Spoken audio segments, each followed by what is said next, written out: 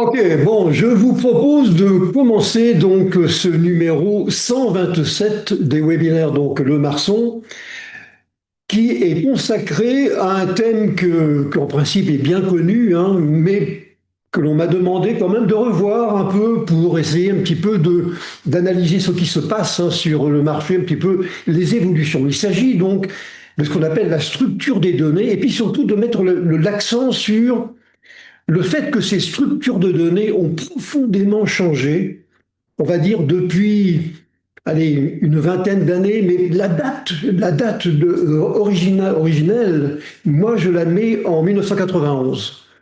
Et depuis, on a une explosion de structures de données. Donc on va en parler parce que comment on se débrouille avec tout ça dans nos programmes? Est-ce qu'il faut développer soi-même donc des structures particulières? Si on laisse faire les chefs de projet, ils vont inventer des tonnes de structures qu'après il va falloir maintenir, hein.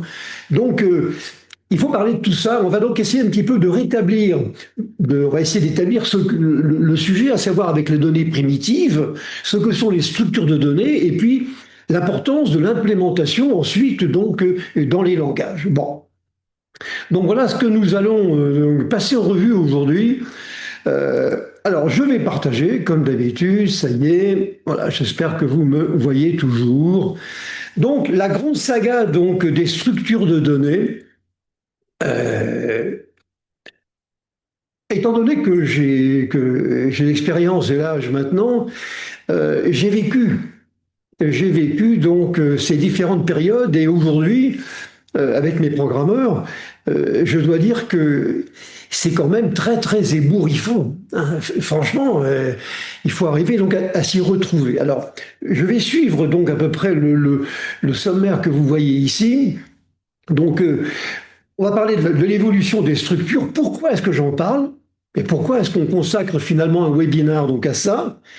On va bien expliquer de quoi il s'agit, donc ne pas confondre les types de données primitives, hein, avec les structures qui les utilisent et puis leur implémentation.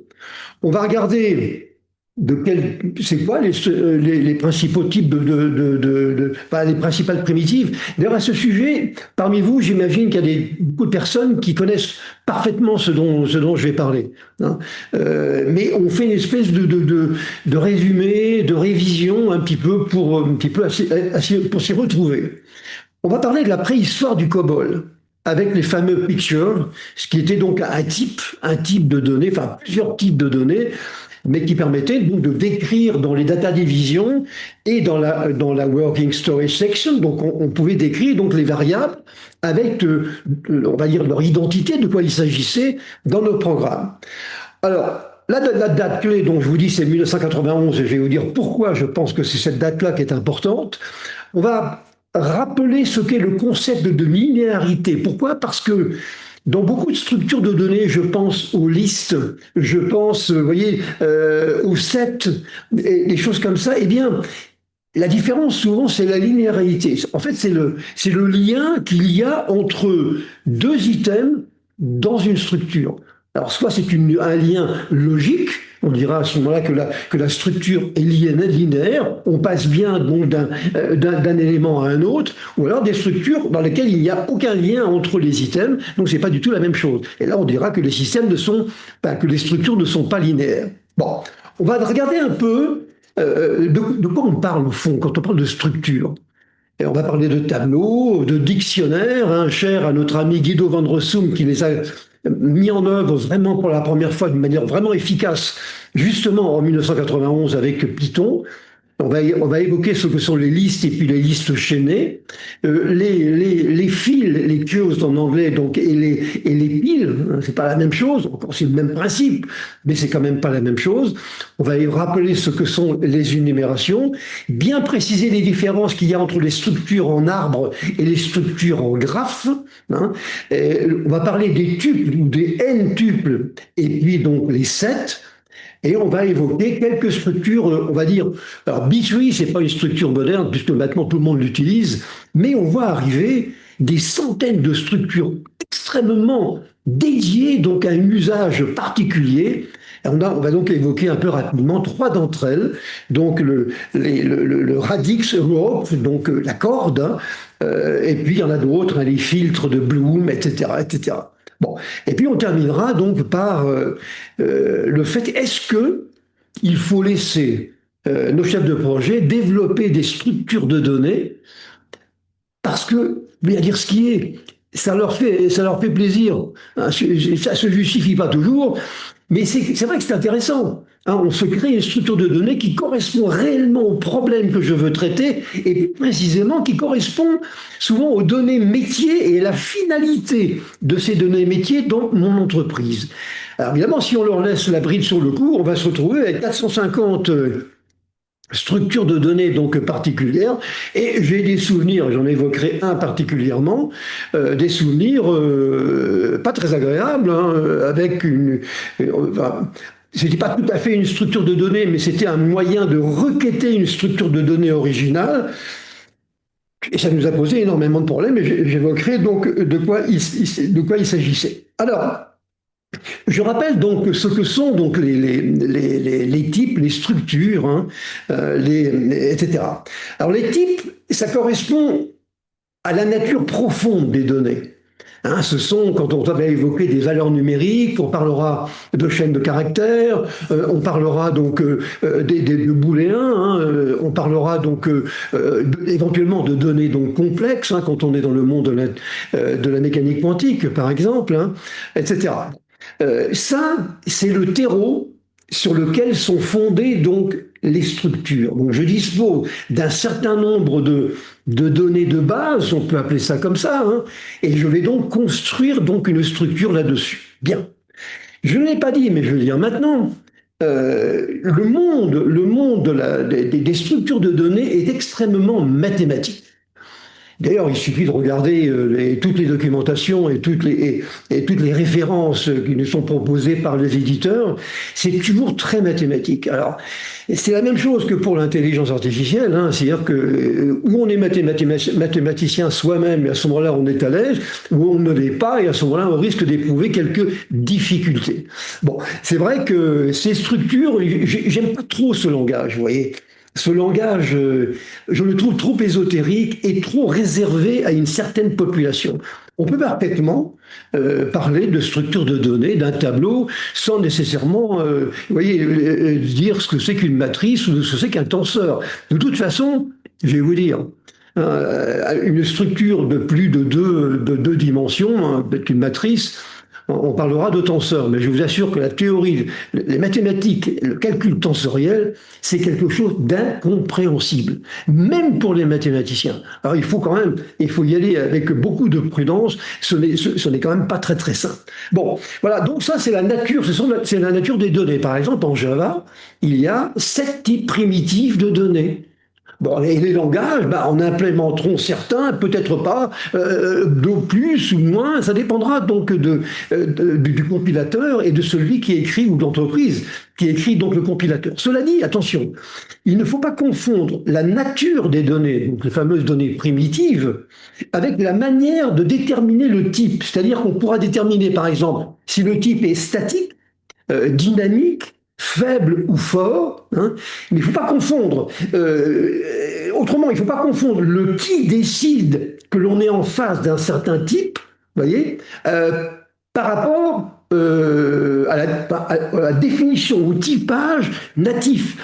Par exemple, le typage donc dynamique, c'est quelque chose qui va être déterminé non pas à la compilation, mais à l'exécution. Mais on va définir, on va reconnaître le type donc dynamique au moment donc de l'exécution et non pas au moment de la compilation. Donc ça c'est important, c'est pas la même chose. Définir le type et qui détermine donc ce type, hein, s'il est statique, très important aujourd'hui, hein, avec des langages qui sont les langages robustes, qui généralement d'ailleurs ont un type statique parce qu'il est beaucoup plus sécurisant que le type dynamique où là, il est détecté donc à l'exécution, ce qui peut entraîner des catastrophes. Hein. Donc les langages, on va dire solides, implémentent généralement le type statique. Mais on ne confondra pas donc les types, les données, hein, les données primitives, données de base, avec celui, quand je dis celui, c'est le programme, hein, qui va déterminer donc, le typage. La grande différence, donc, c'est ça, c'est donc la manière dont les données primitives seront associées. Et là, on est au cœur du sujet. Je dispose donc d'un certain nombre de données qui sont à ma disposition, de types de données qui sont à ma disposition, qui seront donc reconnues comme étant statiques ou pas. Et maintenant, je vais construire un objet ou une entité, une structure qui va utiliser donc ces données, qui va les mélanger, les associer, les regrouper, les séparer, il va faire plein de choses dessus. Et donc, pourquoi? Parce que j'aurai besoin donc de traiter donc une application, hein, et ça sera compliqué éventuellement d'utiliser directement donc les données primitives, et il vaut mieux que j'ai une structure qui soit parfaitement adaptée. Au fond, les données primitives, c'est les fondations donc de la maison. Les structures de données, ce sont les étages qui sont construits au-dessus donc de ces fondations. Vous voyez, c'est ça qui nous intéresse. Alors, je vous dis tout de suite, hein, il y aurait, paraît-il, à peu près actuellement 18 000 langages sur la planète différents. Donc il y a probablement, bon, on n'en sait rien, mais on l'imagine, il y a probablement quelque chose comme 20 000 structures de données différentes. Parce que, encore une fois, il n'y a pas si longtemps, c'était amusant. Vous voyez, non seulement j'écrivais du code, je me servais des données, mais en plus je créais des structures. Et d'une certaine manière, d'ailleurs, je devenais un peu indispensable. D'accord? Alors ça, évidemment, c'est pas forcément ce qu'il faut faire. Bon, pour manipuler ces fameuses structures qui sont donc des constructions sur les données primitives, eh bien, j'ai des instructions éventuellement spécifiques, hein, qui seront globales. Et par exemple, bon, je peux donner en Python, vous avez des instructions dites d'itération. C'est-à-dire que ce sont des instructions qui vous permettent d'itérer une structure telle qu'un dictionnaire. En Python, ça fonctionnera comme ça. Je vais pouvoir me promener dans la structure dictionnaire grâce à un outil dit d'itération. Donc, au fond, c'est une manipulation ou on va dire je rentre dans ma structure, mais d'une manière globale. Hein, on pourrait toujours dire, je vais m'intéresser au premier, je vais faire des choses. Bon, d'accord, mais là, on le fait d'une manière globale. On a donc des instructions, et c'est pour ça que c'est intéressant. Et c'est pour ça aussi que fabriquer ses propres structures de données, je ne suis pas très convaincu, parce qu'on risque après d'avoir quelques difficultés, à mon avis, au niveau du codage, et surtout de diverger par rapport donc, aux standards. Bon. Et on fait donc la confusion assez souvent entre la description théorique, donc une structure de données, et son implémentation dans un langage. C'est ce que je viens de vous dire. Donc, Guido van Rossum, en 1991, lorsqu'il a implémenté donc la notion de dictionnaire, bon, c'était pas tout à fait le premier, mais c'est lui qui l'avait fait donc, quand même d'une manière assez industrielle. Il a implémenté ces dictionnaires d'une certaine manière. Je fais la même chose, enfin la même chose, je fais une chose équivalente en PHP ou en Java, mais le langage n'implémente pas la structure de données de la même façon. Vous voyez. Donc ce schéma, au fond, résume un peu tout ça. On part des types primitifs de données, soit des structures qui sont les étages, je les implémente, ces structures, dans mes langages avec des instructions de type itération, par exemple, en Python, et puis ensuite je peux utiliser ça dans les applications. Alors, je rappelle, bon, j'avais dit un mot déjà dessus, parce que c'est vraiment quelque chose de fondamental, la notion de linéarité, donc elle est vraiment donc, essentielle. Je rappelle qu'une structure linéaire, c'est une suite linéaire de données qui se suivent selon une certaine logique.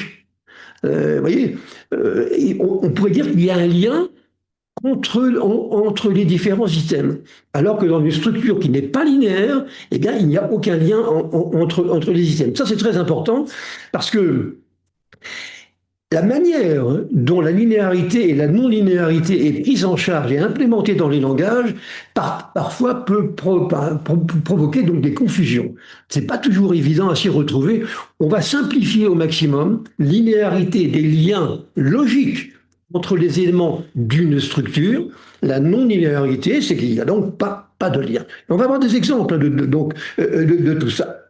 Alors, incroyable évolution. Moi, je suis absolument sidéré par la façon dont les choses ont évolué donc depuis quelques années, hein.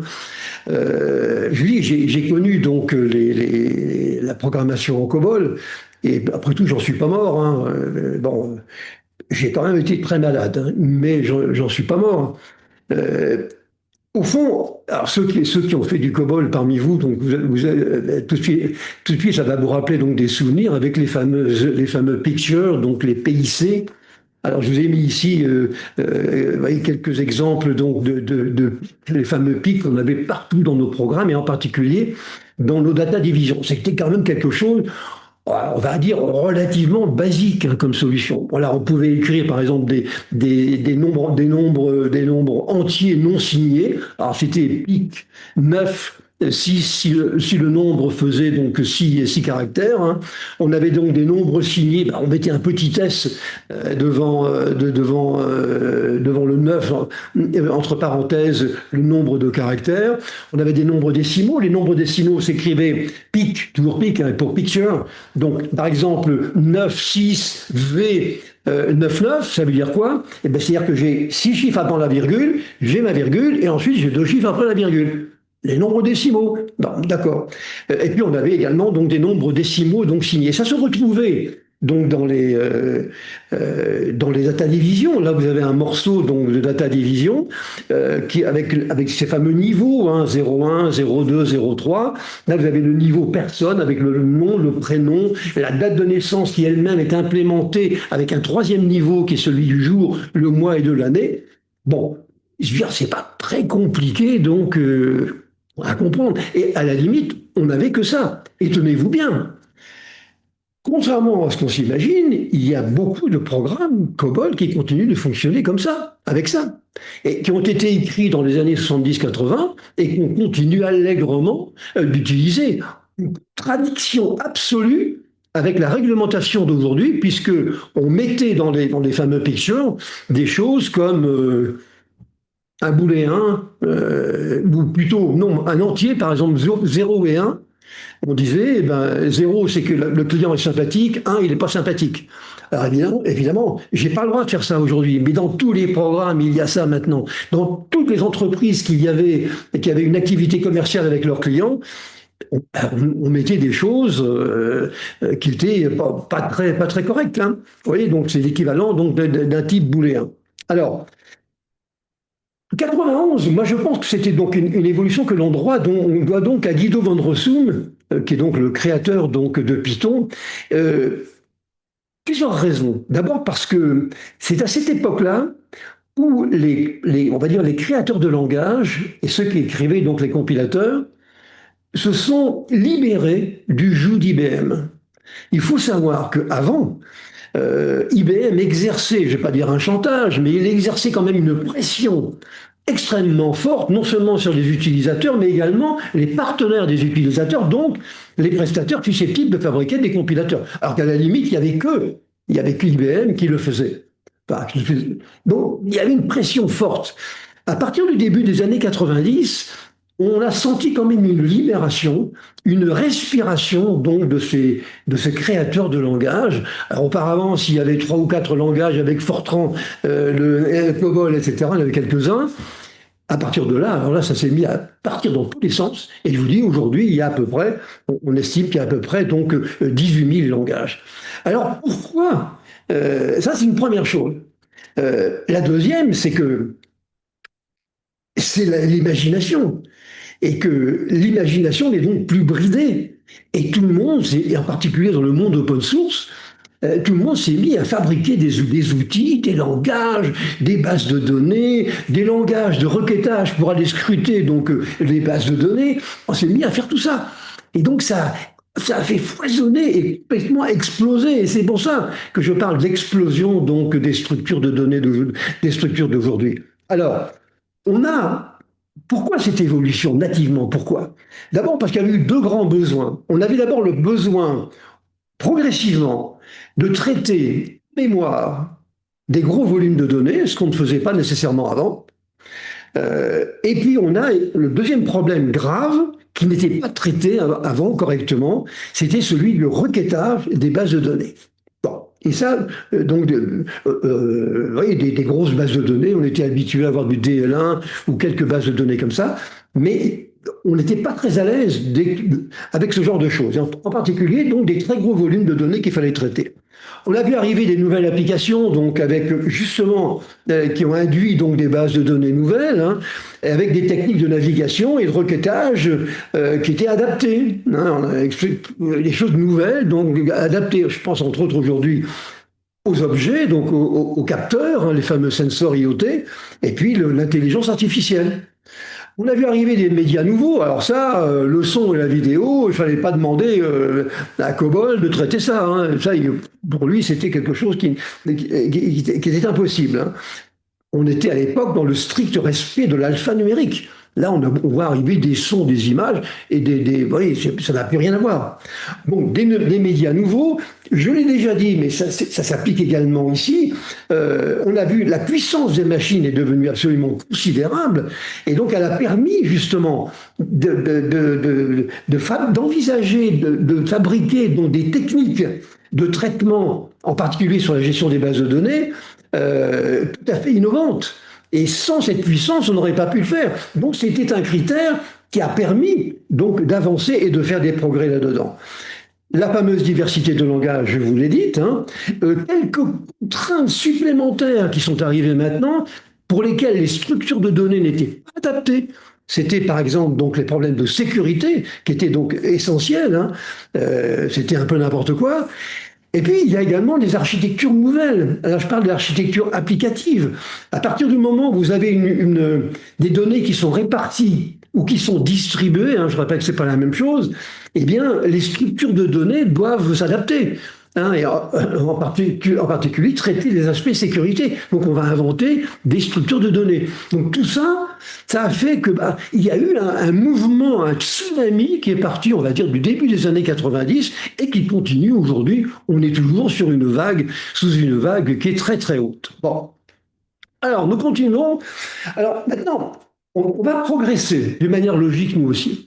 On va donc regarder les types primitifs et ensuite on regardera donc les structures. Là, bon, il y a quatre choses que vous connaissez par cœur, donc c'est vraiment pas la peine de trop se casser la tête. D'abord, les types primitifs, quels qu'ils sont. Alors, il y en a un certain nombre, et tous les langages n'implémentent pas la totalité de ces types primitifs. Par exemple, vous avez ici une décomposition en numérique ou non numérique. Dans les numériques, vous avez les entiers, et puis vous avez les flottants. Alors, il y a une erreur sur ce schéma que vous avez tous bien sûr remarqué, c'est que dans les noms numériques, caractères ou booléens, les caractères doubles et flottants, ça double et flottant, c'est pour la case d'à côté. Donc il y a une petite erreur, on la corrigera avant de mettre cette présentation sur notre site et sur YouTube. Bon, et quant aux entiers, on a les bytes, on a les shorts, on a les integers ou int, on a les longs, etc. Donc on va dire une classification de ces types de données, ce que on a l'habitude d'appeler donc les types primitifs. Et je vous rappelle, hein, je toujours, c'est que tous les langages n'implémentent pas nécessairement la totalité de ces types primitifs. Bon, alors je vous ai dit qu'un type, un type primitif, il peut être statique ou il peut être dynamique. Et qu'il ne faut pas confondre ça avec la définition de la donnée elle-même. Ce n'est pas la même chose. Donc alors, je vous donne ici quelques typages de données. Ensuite, je vous ai fait un schéma qui vous montre un petit peu la perception qu'ont les langages de cette typologie. Hein. Alors, le type statique, donc, il induit de les déclarer à la compilation. Vous dites, c'est un integer de choses. Voilà, le compilateur, il le sait. Le type dynamique, lui, donc, ça correspond à un type qui est déterminé donc à l'exécution, comme je vous l'ai dit tout à l'heure, qui est très pratique, c'est vrai, mais également très dangereux, parce qu'on peut se retrouver dans des situations un peu bizarres. On parlera également de typage fort ou de typage faible. Le typage fort, il s'applique donc au langage, on dira, qui n'ont pas d'imagination, ceux qui constatent qu'une opération interdite est envisagée. Mettons, ça peut être à la compilation, vous voyez, et on se contente de prévenir et de tout arrêter. On dit, oulala, je n'y vais pas, C'est pas normal. On dit que c'est un typage fort. Le typage faible, c'est-à-dire que là, on constate également donc quelque chose qui est anomalie et qui est une anomalie, hein, mais on va quand même continuer. Ça peut donner donc des résultats qui sont faux. Alors, là aussi, il peut y avoir, selon les langages, il peut y avoir des notions supplémentaires de typage. Par exemple, on pourra parler d'union de type ou d'intersection de type au sens de la théorie mathématique des ensembles. Hein. On dira dans Célon, par exemple, qui est un langage extrêmement intéressant pour faire du développement sur les mobiles, eh bien, on a les unions et intersections. L'union, ça permet de manipuler une donnée en sachant seulement que son type fait partie d'une liste, mais on ne sait pas de quel type exactement. Oui, c'est une liste. C'est intéressant quand on veut ouvrir finalement l'application à différents contextes d'exécution. Ben, on peut très bien avoir un type, donc comme ça, avec une union. Par contre, une intersection, ça sera quelque chose qui sera beaucoup plus restrictif. C'est-à-dire qu'on dira, le type, eh bien, fait partie donc d'une série de types possibles qui sont l'intersection de deux ensembles de types différents. C'est exactement donc l'union et l'intersection au sens mathématique, c'est le fameux et ou que tout le monde connaît de l'algèbre. Bon. Bien, vous voyez donc les données et puis le typage donc des données. Alors si on regarde maintenant les langages, ça c'est très intéressant parce que quelle est la perception finalement qu'ont les langages par rapport à ce typage, donc dynamique, fort, etc. Alors j'espère ne pas m'être trompé parce que je ne les connais pas tous. Vous avez ici le plus gros domaine langage statique et fort, ben vous avez là-dedans Kotlin pour développer des applications aussi, donc pour des mobiles. Célon va plus loin que les mobiles. Hein. On a même pensé que c'était le remplacement donc le remplaçant donc de Java. Bon, vous avez Eiffel, vous avez Dart, vous avez encore Célon bien sûr, Scala, donc un langage fonctionnel. Et je vous ai mis ici un petit peu la perception donc du typage qu'ont tous ces langages. Bon, ça peut évoluer dans le temps, mais il faut quand même figer donc l'information donc à un moment donné. Bon, voilà, simplement pour l'information, ça peut vous être utile éventuellement. Alors, maintenant, on va regarder plus précisément donc les fameuses structures de données, les structures. Alors, pourquoi j'en parle, hein, étant donné que parmi vous, vous savez, en général, vous savez tous de quoi je parle, hein, mais je crois qu'il y en a quand même quelques personnes, des utilisateurs, qui ont besoin quand même de se poser un peu.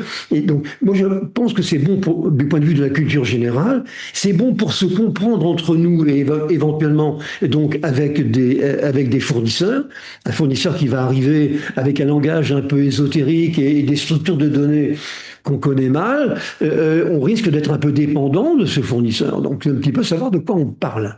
Et puis, je pense que cette évolution aujourd'hui, ce tsunami donc des structures de langage, des structures de données, c'est quand même inquiétant dans la mesure où on augmente la diversité donc des structures et ça augmente évidemment la complexité donc du code au sens où on l'entend. Bon, alors maintenant les structures de données. Donc, vous avez ici une description.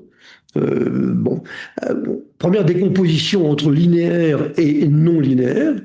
Des structures linéaires, on pourrait dire l'accès séquentiel ou un accès donc direct à ces données. Alors vous aurez là-dedans, dans l'accès direct, vous voyez, vous avez des données homogènes, vous avez des données hétérogènes, et les exemples de structures de données, les tableaux, ah oui, les records. Dans le séquentiel, vous avez le général, et puis vous avez les suites, vous allez presque parler de séries, les listes qui sont manipulées soit avec une technique de type LIFO, last in, first out, ou bien first in, first out, c'est la différence qu'il y a entre les piles et les fils, mais j'y reviendrai un peu plus tard. Hein, vous avez donc ici une description, et puis vous avez donc des structures non linéaires, avec les sets, les arbres, les tables de H, les fameux H-tables, vous avez les maps, vous avez les graphes. C'est quand même assez compliqué, on n'est plus dans les pictures donc alors les programmeurs, connaissent ça par cœur, bien évidemment, hein. Mais s'ils sont très spécialisés dans un langage donné, ce qui arrive souvent, eh bien, peut-être qu'ils sont mal à l'aise avec les structures manipulées par d'autres langages, voire même par les autres langages eux-mêmes. Bon. Donc voilà un peu une description, on va dire une classification que l'on peut faire entre ces structures. Maintenant, on peut en regarder certaines, hein. Alors, il y a deux choses qu'il faut voir pour chacune des structures. La première chose, c'est comment sont organisées les données. Et ensuite, quelles sont les opérations, j'allais dire instructions, mais quelles sont les opérations que je vais pouvoir exécuter sur ces données. Et alors, sur une même structure de données, selon les langages, vous n'aurez pas nécessairement la même liste d'instructions, la même liste d'opérations que vous allez pouvoir utiliser. Ça va dépendre, hein. C'est quelque chose quand même qui est très très fin. Alors bien entendu, vous avez des standards, vous avez des références, mais moi ce que je constate quand même sur le marché, en regardant ça depuis très longtemps et avec beaucoup de précision, c'est que c'est un peu le bazar, hein, et que c'est pas simple aujourd'hui, hein.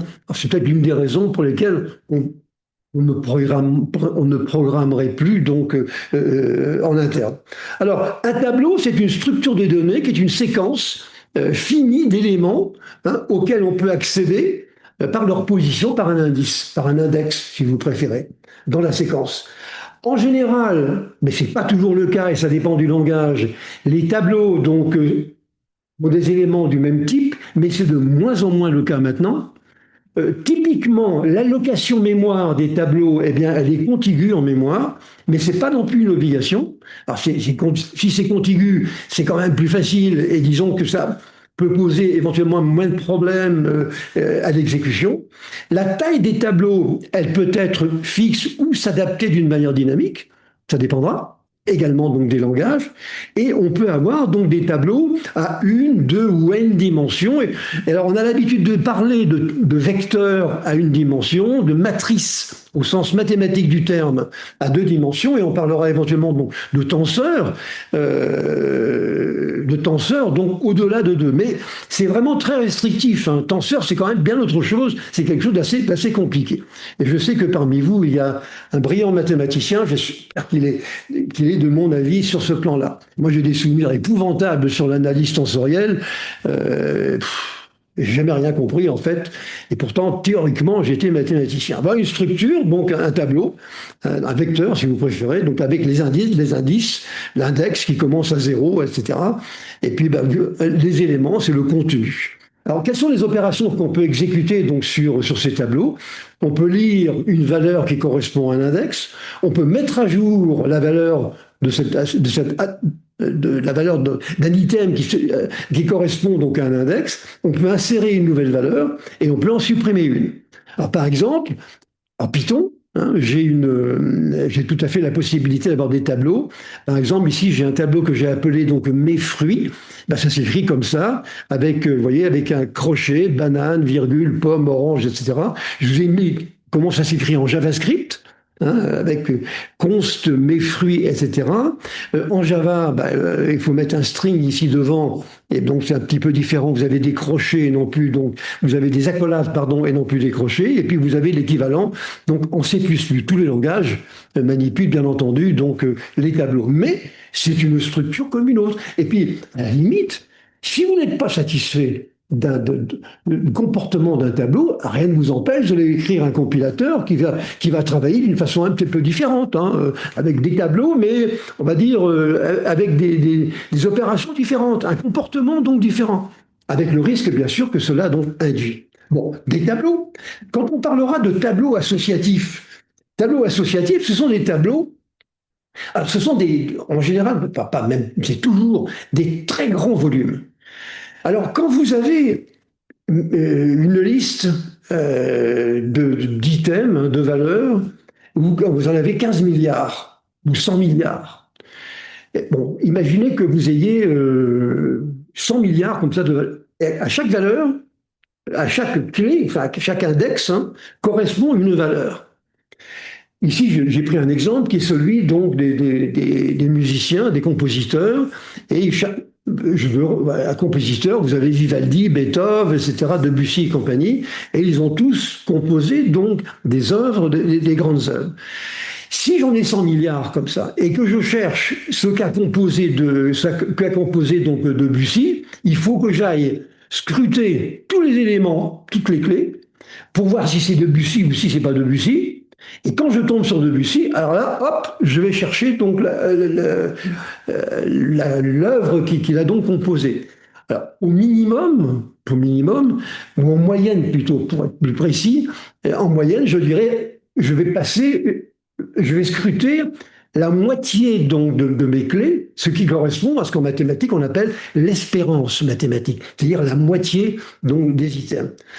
Alors, grâce au tableau associatif, qu'est-ce que l'on fait? Eh bien, on calcule un H, c'est-à-dire que chacune des clés qui est ici, et ici sont les auteurs donc de musique, hein, mais ça peut être des fichiers aussi. Une clé ici peut être un fichier.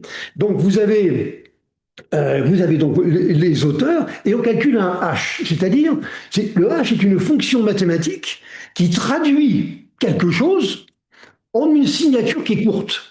Alors qui peut faire 128 bits, 256 bits, mais en tout cas pas 15 mégaoctets. Et donc ça fait une valeur numérique, donc qui traduit quelque chose qui peut être volumineux en quelque chose qui ne l'est pas. Et puis on classe donc les H ici de manière croissante. De sorte que si je veux retrouver ce qu'a composé donc Debussy, plutôt que de me faire la liste de mes clés et l'espérance mathématique, je vais perdre beaucoup de temps, je calcule le H de Debussy, j'obtiens la valeur numérique et paf, je me positionne directement donc dans ma liste de H qui est donc ordonnée et je regarde, j'obtiens, mettons 8, je regarde ce qui correspond à 8 et j'obtiens donc la valeur correspondante. Alors donc c'est évidemment extrêmement intéressant de ce point de vue-là. Alors on peut, sur des tableaux associatifs, hein, l'association, vous voyez, si on parle d'association entre la clé et puis un H. En gros, c'est ça. Hein. C'est une empreinte également. Hein. La plupart des langages aujourd'hui donc implémentent ces fonctions-là. On les retrouve absolument partout. Aujourd'hui, alors il y a quelques algorithmes de hachage qui sont plus ou moins performants. Il y avait donc il n'y a pas si longtemps donc un algorithme qui s'appelait MD5. Maintenant, on utilise les techniques dites SHA. Il y a plusieurs versions donc et qui donnent des empreintes qui sont plus ou moins importantes. Hein. Donc tous les langages pratiquement donc utilisent cette structure donc de données, car c'est une structure donc de données. Les critères qu'il faut surveiller, c'est d'abord le choix de la fonction de hachage, et puis c'est les collisions, parce que mathématiquement parlant, quand vous prenez deux clés différentes, un peu volumineuses, il est possible que vous génériez la même empreinte, le même H. Alors, la probabilité peut être très faible, mais après, sur des milliards donc, de lectures, pourquoi pas? Donc c'est quelque chose qu'il faut quand même regarder d'assez près, mais c'est fondamental. Hein. Alors les opérations que vous avez ici, hein, vous pouvez ajouter une valeur nouvelle, donc une nouvelle valeur à une clé nouvelle, vous pouvez modifier donc une valeur qui existe, vous pouvez supprimer donc une clé, vous pouvez rechercher donc facilement grâce à cette technique-là. Bon, et puis je vous ai mis ici la définition, ce qu'on appelle le HMAP. Hein. Alors c'est quand même intéressant de le savoir parce qu'on peut l'utiliser par exemple dans les bases de données vectorielles. Le HMAP, c'est une technique qui consiste à calculer un H, mais presque un H un peu grossier, vous voyez, un peu global. Et en fait, ça permet de faire la correspondance entre une clé et ce qu'on appelle un bucket, c'est-à-dire un groupe de valeurs. Alors c'est pas une valeur bien précise, mais c'est un groupe de valeurs qui vont se partager donc le même H. Et ça sera très intéressant. Hein, c'est utilisé justement dans le calcul de similitude dans les bases de données et dans les bases de données vectorielles. Bon. Alors, ça, donc, vous voyez, les tableaux associatifs. Les dictionnaires, Ah, vous connaissez ça par cœur, hein. Donc j'en ai mis deux, on l'avait un petit peu évoqué. Oui, en PHP par exemple, je peux déclarer donc un tableau associatif parce que c'est un tableau associatif. Ici avec le dollar note égale arrêt entre parenthèses avec l'autre, vous l'avez écrit ici. Hein, voilà, on peut le faire ligne après ligne. En Python, je peux le faire de la manière qui est inscrite en dessous. Ici, Mondico. Accolade ouvrante avec nom, deux points marçon, etc. Donc on se crée comme ça un dictionnaire. Mais c'est extrêmement pratique. Et aujourd'hui, la plupart donc, des langages implémentent donc cette notion donc, de dictionnaire. Les listes, alors je vais un peu plus vite parce que bon, je pense que vous connaissez tout ça. Hein. Les listes et les listes chaînées, voilà encore des structures de données qui sont apparues, qui font partie de la grande famille dite des collections. D'ailleurs, bien souvent dans les langages, vous avez une classe hein, en objet, une classe qui s'appelle collection. Et donc, dedans, vous avez... bon, voilà. Et vous avez par exemple des listes. Alors, une liste, chère donc au fameux langage Lisp, qui avait été inventé par John McCarthy, donc celui qui est un peu à l'origine, on va dire, de l'intelligence artificielle telle qu'on l'imagine aujourd'hui. C'est une liste d'objets qui est ordonnée, mutable. Quand on dit mutable, ça veut dire qu'elle peut être modifiée ou pas. Elle n'est pas obligée. Il y en a qui sont mutables, d'autres qui ne le sont pas. Et elles sont homogènes ou pas non plus. Et donc de taille variable. Ce qu'on peut dire, c'est une définition qui est quand même relativement large. Alors, on accède librement aux données. Alors, contrairement aux fils, les queues et les piles, où là, l'accès se fait en fonction d'une méthode d'accès, LIFO ou FIFO. Alors, ces listes, elles sont à la base de structures qui sont beaucoup plus complexes, hein. Donc en particulier les piles, les arbres et puis les files, donc quelques langages de programmation font la distinction entre tout ça, entre les listes, les arrays ou encore les tuples. Les tuples, on va en parler un petit peu plus loin, avec quelques différences notables. Bon, c'est une liste, hein. Alors vous en avez ici, la liste égale en Python, la liste elle est mutable en Python, c'est-à-dire qu'elle est modifiable. Vous voyez, Montréal, Libourne, Bordeaux, Canadien, OK, etc. On peut scruter la liste dans les deux sens, on peut partir de 0, ou alors on peut partir de la fin, liste -1, et vous obtiendrez OK. Bon. Les listes chaînées, c'est une forme particulière des listes dans laquelle chaque item, chaque nœud, hein, est connecté à un autre, le next dans le sens en avant, ou preview, le priv, donc en arrière. Et donc, on pointe d'un élément à un autre. Exactement comme sur d'autres structures qui utilisent la même...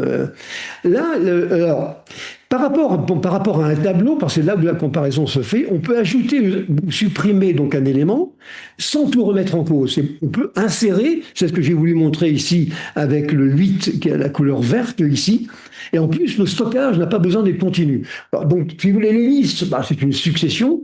Les listes chaînées, vous avez un chaînage, donc qui est très clair, mais on peut quand même insérer donc des éléments là-dedans. Alors la réalité donc du choix que l'on fait entre ces structures, ça sera les performances, ça sera donc la sécurité, la rapidité. Vous voyez, par contre, on partira sur des volumes qui seront absolument donc considérables. Bon, des listes et puis des listes chaînées qui font partie de la grande famille donc des collections. Les tuples, c'est les sets. Alors, les tuples, si n est un entier, un n-tuple, alors je vais le dire en français, pardonnez-moi, hein, est une collection ordonnée de n objets, qui sont les éléments ou les composantes. Hein. Donc, une collection ordonnée comme ça, comme le tuple ayant la caractéristique de ne pas pouvoir être modifié après l'assignation, c'est un objet qui est dit immutable. C'est la principale différence qu'il y a entre les tuples et les listes dont on vient de parler, qui, elles, donc, sont mutables en général. Exemple en Python, Un Python, ça j'ai repris un exemple qui avait été donné par Wikipédia. Donc vous avez ici avec un tuple Python qui contient 2 chaînes de caractères, etc. Alors souvent on fait la comparaison entre les tuples par rapport aux listes qu'on a évoquées avant. En termes d'immutabilité ou d'immuabilité, les tuples sont immuables. En termes de sécurité, du fait de leur immuabilité, les tuples peuvent protéger mieux les données. En termes de performance, en général, les tuples sont plus rapides. En termes d'utilisation, comme ils sont immuables, ils peuvent être utilisés aussi comme une clé dans un dictionnaire, hein, ce qui n'est pas le cas des listes.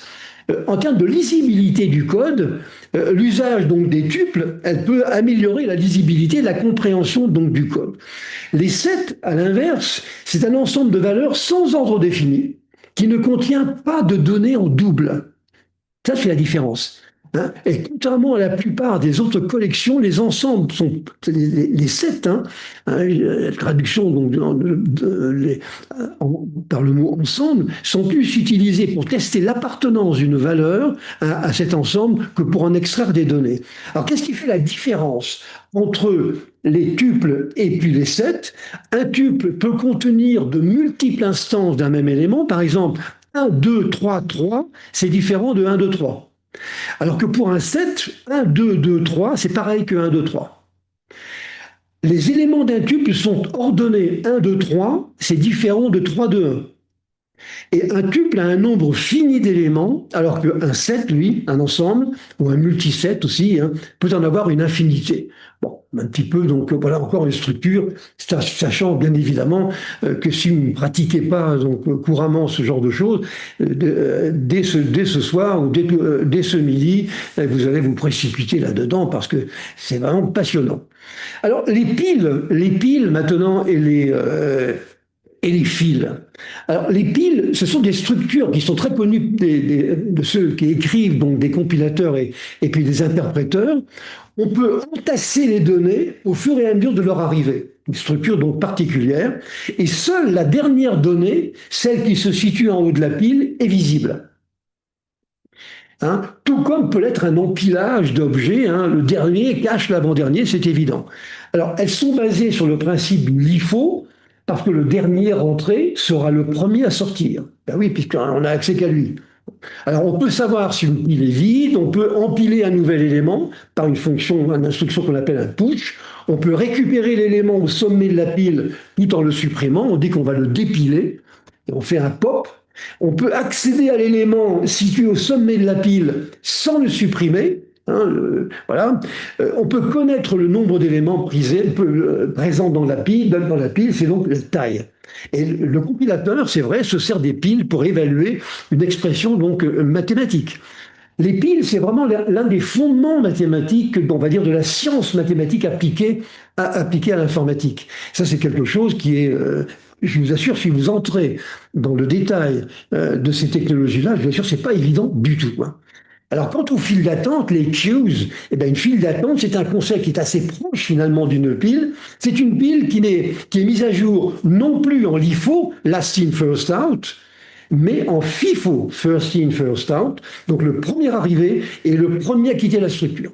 Bon, la plupart des langages donc distinguent les deux concepts, mais finalement, moi je pense que philosophiquement, et je pense que vous serez d'accord avec moi, ils procèdent un peu donc de la même approche. Alors, les fils proposent deux opérations principales, vous voyez, les NQ et les DQ. On ajoute un élément à l'arrière de la pile, on supprime un élément donc, au début donc, de la file. Et puis vous avez les deux schémas ici qui vous montrent de quoi il s'agit d'une manière un petit peu plus imagée. Bon. Les énumérations. L'énumération, c'est un concept qui existe depuis très longtemps. Je pense que je crois qu'on a vu ça pour la première fois avec le langage C. Donc, c'est pas d'aujourd'hui. Alors, c'est une liste de valeurs prédéfinies, uniques, que peut prendre une variable. On peut donc contrôler. Si on dit que vous voyez, donc une variable est énumérée, donc de type énumération, ne pourra donc prendre qu'un certain nombre donc, des valeurs. Donc c'est relativement facile donc, à contrôler. Par exemple, avec le langage Swift qui est proposé par Apple, on déclare donc une énumération avec le mot-clé enum, comme c'est indiqué ici. Et vous voyez, une semaine, alors on n'a que 3 jours dans la semaine, là, c'est très bien, lundi, mercredi, samedi. Et donc, si je fais ce qu'on appelle un switch case, vous savez, switch et case numéro 1, case numéro 2, case numéro 3, ben, si c'est lundi, j'imprime, lundi, c'est toujours difficile parce que je dors encore. Si c'est mercredi, ben, mercredi pour les enfants. Et si c'est samedi, enfin la fin de semaine. Vous voyez, donc un switch case. Mais ce sont des énumérations. Au fond, c'est l'appartenance donc à un ensemble. Ça, c'est donc les énumérations. Les arbres et les graphes. Alors, les arbres et les graphes, un arbre, c'est une structure binaire, hein, c'est une structure de données qu'on représente sous la forme d'une hiérarchie dont chaque élément est un nœud. Et le nœud initial, c'est la racine. C'est une organisation non linéaire d'éléments, parce qu'il n'y a pas de raison qu'il y ait un lien évident, donc forcé entre deux nœuds. Le comportement donc, des nœuds, il est lié à ce qu'on va appeler les edges, c'est-à-dire la liaison qu'il y a entre les nœuds. La structure relie la racine, les nœuds intermédiaires, avec les feuilles, hein, ce qu'on appelle aussi les feuilles pendantes, hein, qui sont en bas et qui n'ont pas d'enfants. Exemple dans cette structure de données, c'est par exemple le binary tree, c'est le AVL tree, et puis vous avez le B-tree, donc qui est une structure qui fonctionne comme ça. Ça, ce sont les arbres. Et puis vous avez les graphes. Là, les graphes, c'est toujours une collection de nœuds, mais il n'y a pas de hiérarchie. C'est-à-dire que vous avez des liens, hein, vous voyez, donc des edges entre des nœuds, mais il n'y a pas de hiérarchie. Donc c'est une structure, on dit, en graphe. On n'est plus dans une structure top-down comme avec un arbre, mais dans une organisation où chaque nœud est connecté à un ou plusieurs autres nœuds par une relation d'association. Les mathématiciens se rappellent bien sûr que la notion de relation d'association a un sens mathématique. C'est quelque chose qui est très précis en mathématiques. Et traduit donc, vous voyez, donc, on appelle ça d'ailleurs de manière un tout petit peu, à mon avis, trop réductrice, hein, la notion donc de edge, de prédicat, on ne va pas rentrer dans ce détail. Ça sert par exemple à modéliser donc des réseaux sociaux, des réseaux d'ordinateurs, voilà. Alors, il y a quelques algorithmes qui sont particulièrement donc utilisés, je vous les ai donc mis ici. Alors, il y a différentes manières donc de cheminer dans les arbres et les graphes, et c'est pour ça qu'il y a une différence. Hein. On pourra par exemple effectuer un parcours en largeur par niveau de nœud, ou alors en profondeur. La grande différence entre un graphe et un arbre, c'est qu'il n'y a pas de hiérarchie, ça je vous l'ai indiqué, et la relation est essentielle car c'est elle qui indique la sémantique des connexions. C'est très important, la notion donc de edge, la notion de relation d'association. Bon, les arbres, les graphes, on pourrait parler d'arborescence, tout ça, ça fait un petit peu partie de la même famille. Je vous donne que 2 exemples, alors qu'il y en a beaucoup plus, évidemment. Et puis enfin, l'état, ce qu'on appelle alors, les heaps. C'est une structure, c'est un arbre qui permet de trouver rapidement l'élément qui nous intéresse, celui qu'on veut traiter. Alors, on dit que c'est un arbre, il est presque complet, ordonné, parce que tous ces niveaux sont remplis, sauf éventuellement le dernier. C'est la terminologie, c'est pas la mienne. Hein. La valeur des nœuds, ce sont des priorités de tas. La valeur de chacun des nœuds, c'est une priorité de tas. Les feuilles sont à la même distance minimale par rapport à la racine plus ou moins 1. Alors que un tas, c'est une structure donc, qui satisfait donc à une condition. Vous voyez, alors on aura dans un max heap, dans un tas maximum si vous préférez, pour n'importe quel nœud de la structure, si P est son pair, alors la valeur de la clé de P est supérieure à celle de C. Et quand on est dans un minimum, donc heap, à ce moment-là, la clé de P est inférieure ou égale à celle de C. Et le sommet donc de la structure, qui n'a pas de parent, donc on l'appelle bien sûr la racine. Ce n'est donc pas une structure triée et on peut le considérer comme étant partiellement trié. Là encore, notion mathématique qui ne souffre pas de contestation, que c'est quelque chose de très très précis. Bon.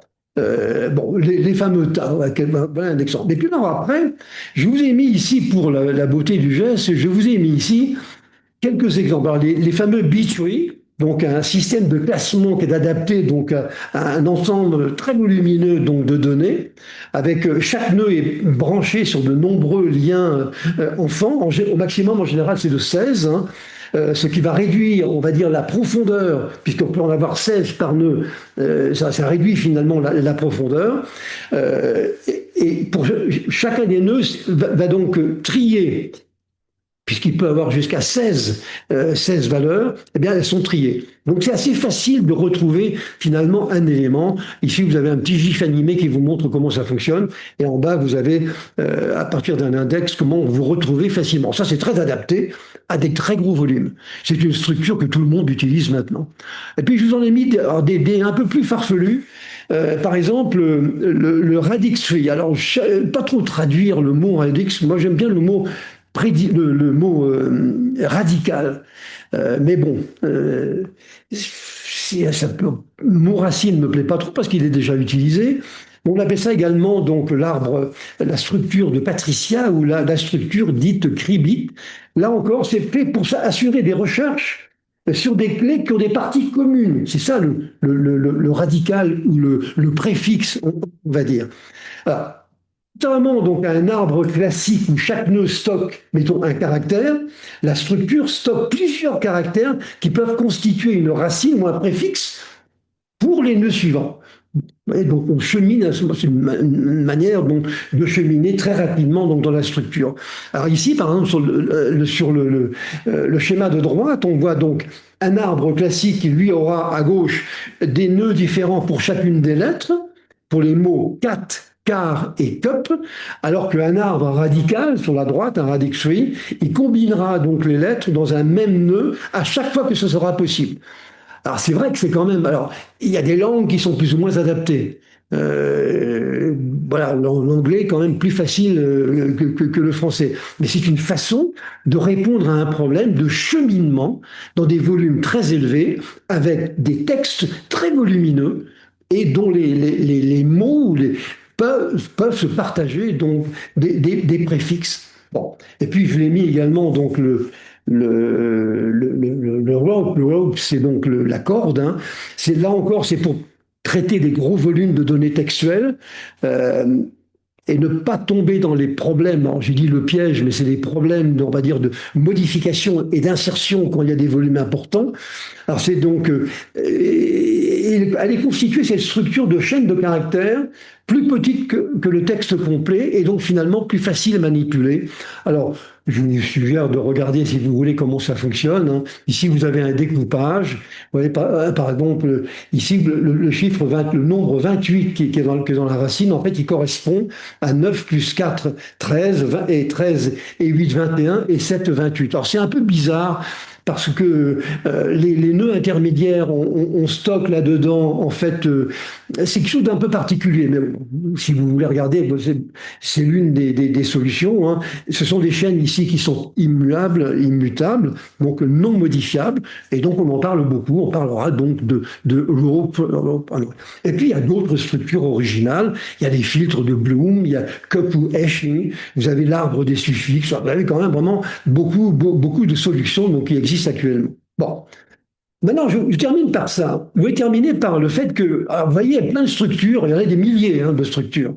Mais les chefs de projet ont souvent pour ambition de créer les leurs, créer leur propre structure. Moi, je suis assez contre. Assez contre, et je vais vous dire pourquoi. D'abord, ceux qui sont pour créer des structures pour des questions de performance, d'adéquation avec les applications, ce sont des projets qui techniquement sont intéressants. Donc les chefs de projet, ils sont ravis, au moins, ça les amuse. Hein. Et puis les structures donc personnalisées, c'est plus facile de mettre l'accent sur les données métiers. Et puis la qualité des données donc est mieux assurée. Bon, ça, c'est celui qui est qui est pour. C'est moi ici, donc génial, j'ai divisé mon temps de traitement par 10, parce que c'est effectivement comme ça que ça se passe. Et puis, vous avez ceux qui sont contre. D'abord, ça complexifie les applications. Il faut former les développeurs aux applications. aux structures, pardon. Donc, si vous avez des nouveaux arrivants, bah, il faut leur dire, nous, on manipule ça, ça et ça. Les mises à niveau, quand il y a une mise à niveau système, de système d'exploitation, par exemple, eh bien, des fois, ça peut avoir des implications directes sur les structures. Il ne faut pas les oublier. Et là, je veux faire un petit... et puis, il y a une dépendance par rapport aux individus. Juste un petit point, donc, pour terminer. Bon, obligation de documentation, modélisation encore plus difficile. Et puis donc dépendance par rapport aux gens qui ont conçu donc ces structures de données. Je suis donc un employé comme un autre, un chef de projet comme un autre, et nous utilisons, alors ce que je vous dis est vrai, hein, authentique, hein, nous utilisons une base de données de type réseau, IDS2, qui est une base, à l'époque c'était Bull, une base réseau. Il se trouve que le requêtage natif de cette base de données était nullissime.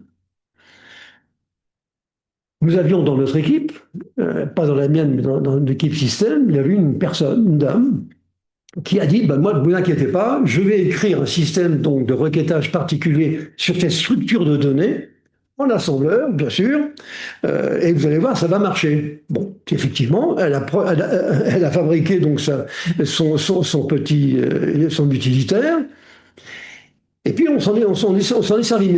Elle n'avait pas documenté. Et on ne savait pas trop comment elle avait fait, on ne savait pas les structures internes finalement de cet utilitaire. Les ressources humaines de l'entreprise décident à un moment donné que cette dame qui avait 54 ans décide que finalement, vous savez, à 54 ans, on doit commencer à penser au suicide, ou si ce n'est au suicide, il faut penser à partir en retraite. Elle ne voulait pas partir en retraite, mais elle dit, puisque c'est comme ça, je m'en vais et je ne vous donne aucune documentation. Nos applications étaient écrites avec cet utilitaire. On s'est retrouvé devant un machin qui fonctionnait, c'est vrai, mais s'il y avait eu le moindre problème, on était planté. Il a fallu faire une migration de base de données à cause de ça.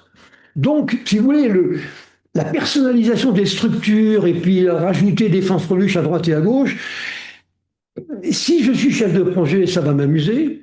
Si je suis responsable de mon TI, responsable des applications par rapport à mes utilisateurs, je serai beaucoup moins confiant et beaucoup moins, on va dire, motivé de le faire.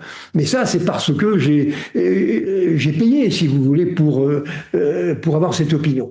Vous voyez, ces structures de... Voilà ce que je voulais... C'est pas un cours sur les structures de données. Hein. Alors, je vais juste terminer maintenant. Hein.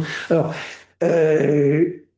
ici, je vous ai rappelé comme les principales, les prochaines, donc les prochains webinaires. Celui de la semaine prochaine, du 30 janvier, vraiment, je vous recommande. C'est sur des bases orientées connaissances. C'est un problème qu'on retrouve partout dans les entreprises aujourd'hui. Comment modéliser donc les connaissances dans des graphes, dans des bases de connaissances. Bon, donc voilà mais vous reviendrez, j'espère. Voilà ce que je voulais vous dire sur ces fameuses structures. Il y en a donc des milliers. C'est quelque chose de passionnant. Il y a une connotation très mathématique là-dedans. C'est quelque chose qui est difficile par moments. Difficile à maîtriser. Si on n'a pas ce background mathématique, on est mal à l'aise parce que il y a certaines explications, documentation technique que vous retrouvez, vraiment, c'est incompréhensible, hein, mais c'est notre monde de maintenant. Hein. On a affaire avec tous ces langages, on a parlé de Kotlin, on a parlé de Java, on a parlé de Célon, ils ont tous des trucs un peu spéciaux. Et si on en rajoute après des structures encore particulières, ça va être compliqué. Ça va être très compliqué. Déjà, on a du mal avec les API. C'est pas simple. Il faut maintenant des serveurs d'API pour arriver à s'y retrouver quand on fait une migration. Ben là, ça va être la même chose. Donc, c'est les structures de données qui peuvent donc poser souci. Voilà, chers amis, ce que je voulais vous dire. Cette présentation sera disponible tout à l'heure donc sur notre site. Et comme d'habitude, elle sera disponible demain, sur notre chaîne YouTube. Et je vous rappelle à ce sujet que tous nos webinaires sont accessibles aujourd'hui sur cette chaîne. On a mis simplement les 80 dernières, mais ça fait quand même 80 heures donc de bonne éducation, on va dire. Voilà. Merci infiniment, chers amis. J'espère vous retrouver la semaine prochaine. Et donc, bon courage. À bientôt. Merci.